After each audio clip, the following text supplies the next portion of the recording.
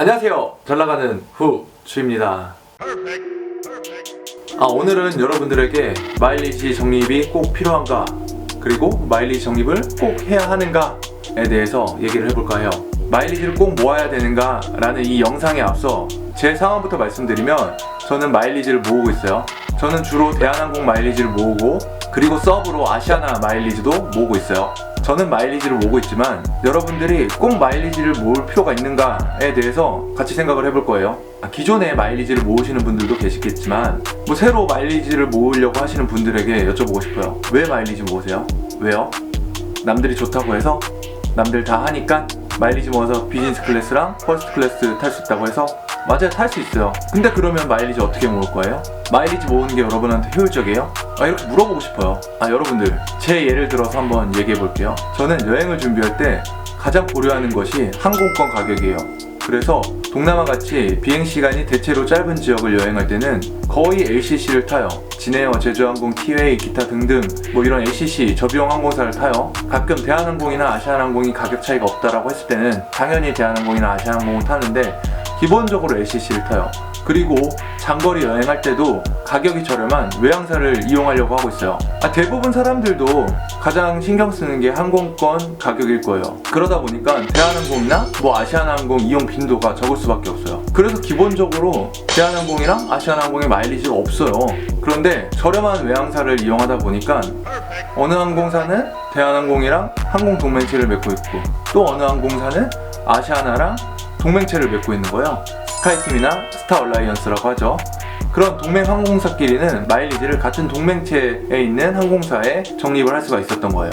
그러다 보니까 대한항공이랑 아시아나항공 마일리지가 조금 생겼어요. 그래서 기왕 이렇게 된 거 계속 한번 모아보자 라고 해서 모으고 있는 거고, 그리고 기왕이면 제대로 마일리지를 모아보자 라고 해서 지금 모으고 있는 거예요. 그러다 보니까 그럼 나는 마일리지 어디다 써야 될까? 라는 생각을 했었어요. 그래서 이왕이면 언제가 될지 모르지만 신혼여행 때 퍼스트 클래스를 한번 타보자 라는 목표가 생겼어요. 그래서 모으다 보니까 이미 퍼스트 클래스로 2인 왕복을 하고도 남을 정도로 마일리지 모으긴 했어요.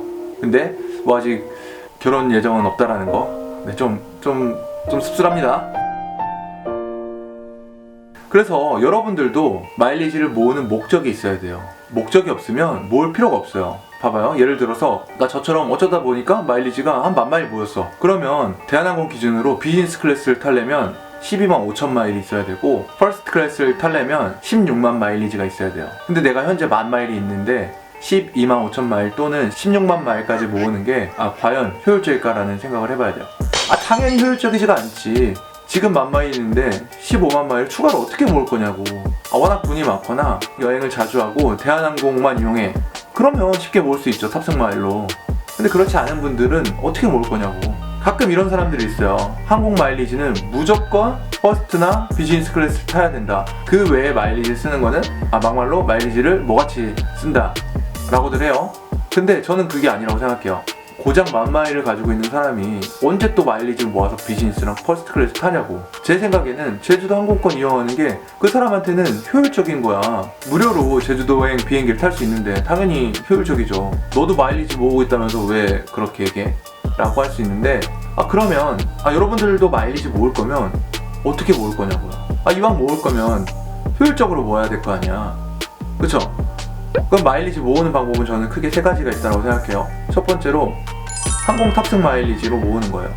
해외 출장이 많다거나 대한항공이나 아시아나항공을 이용해서 여행을 많이 다니시는 분들께서는 비행기 탑승 마일리지로 많이 모으실 수가 있을 거예요. 주로 저같이 저렴한 외항사를 이용하는 걸 선호하는 분들은 대한항공이랑 아시아나항공 마일리지를 모으는데 한계가 있어요.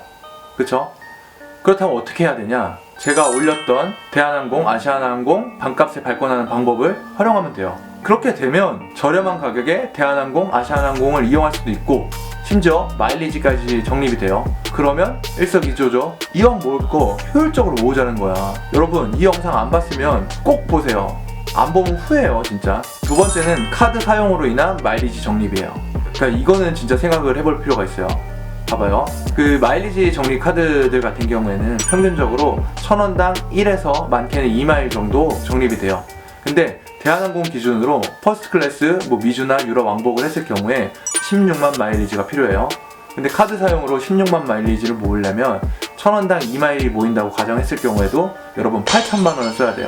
돈이 많으신 분들이나 사업을 하시는 분들은 카드 사용으로 8천만 원 쓰는 거 쉬울 수가 있어요. 근데 저같이 일반적인 직장을 다니시는 분들께서는 한 달에 쓸 수 있는 카드 사용액이 정해져 있어요. 그쵸? 그러다 보니까 카드로 마일리지 모으는 데는 한계가 있고, 그리고 마일리지를 모으려고 무리하게 불필요한 소비를 하는 경우가 많아요. 제가 처음 마일리지 카드 사용할 때 쓰지 않아도 될 돈을 썼어요. 많이. 그런 것들 가끔 후회는 하는데, 제가 다음 영상에서 제가 쓰고 있는 마일리지 카드들을 리뷰를 해드릴 거예요. 그리고 어떤 카드를 사용하는 것이 좋은가에 대해서 추천도 해드릴 거니까요, 꼭 보셔야 돼요. 안 그러면 마일리지 모을 필요가 없어요. 그리고 세 번째, 이게 좀 중요한데, 마일리지를 돈을 주고 사는 거예요. 마일리지를 돈 주고 산다고? 네, 마일리지를 돈 주고 사야 돼요. 비행기 탑승 카드 사용으로 모으는 데는 한계가 있어요. 그래서 저렴한 가격에 마일리지를 사는 거죠. 뭐 여러분들이 들어봤을 수도 있는데, 삼포 적금이나 리브메이트 등으로 해서 여러 가지 포인트들을 전환해서 궁극적으로는 마일리지로 변환을 하는 거예요. 이 마일리지를 모으는 세 번째 방법, 뭐 삼포 적금이라든지 이런 것들은 추후 영상에서 자세하게 말씀드릴 거예요.